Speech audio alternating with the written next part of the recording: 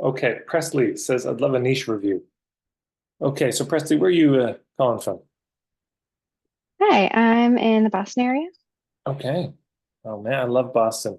I went there to visit my friend Mark Kielberger years ago when he was at Harvard and went to Cambridge and was just completely charmed. Yeah. Yeah, Okay, so you said you know how people with flexible jobs who set up their own hours can end up procrastinating and then get really stressed about getting everything done. I help people like that use their time intentionally so that they can make the most of their freedom. Right. Wondering if flexible jobs is too broad. It would be kind of confusing to talk about various kinds of flexible jobs. Right. Basically, this is great. I get it. I understand what you're talking about. That's the main thing. This is really the main thing in business is just do people get it? Is it clear? And this is clear.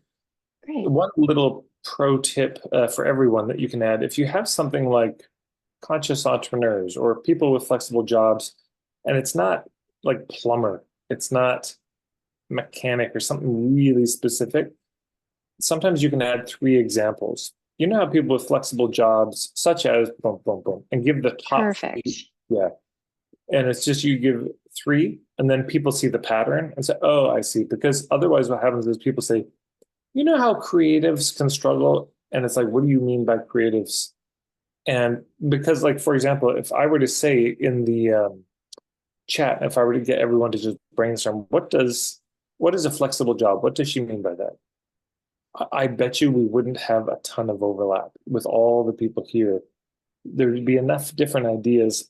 And so we wanted to find that terrain a little bit more specifically. But then otherwise, I think it's great. I mean, what what Presley's done really well here is name a situation. Yeah. This is what we're always trying to do with niching in the Island A and Island B is we're trying to actually name a real life situation that somebody could relate to and say, that's me. Instead of like, oh, that's nice. Good for you. You're doing that. You go get them.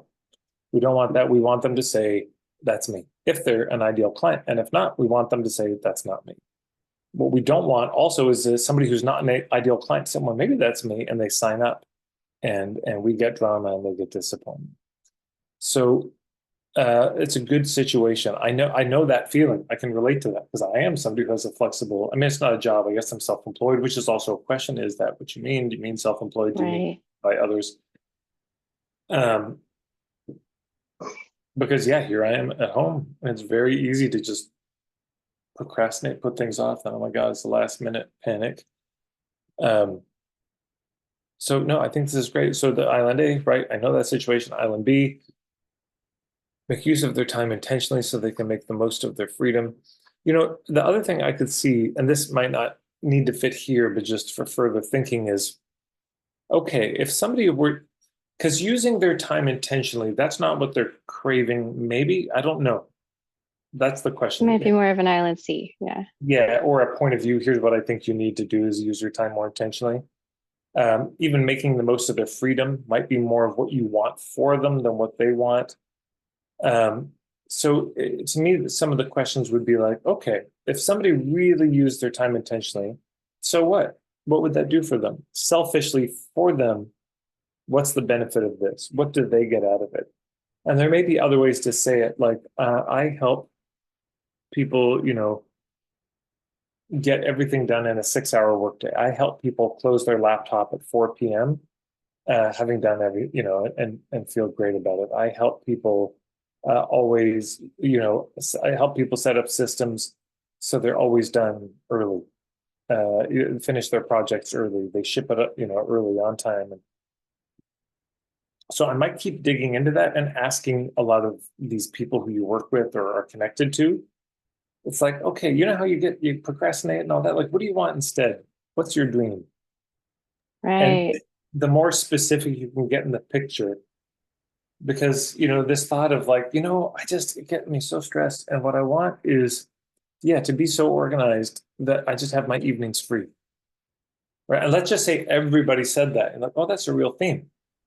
That could be like um eveningsfree.com, getyoureveningsback.com, or reclaimyourweekends.com or something, because maybe that's it. It's like, well, yeah, I always end up working on the weekend because I was futzing on the weekday, and then suddenly my family's mad at me.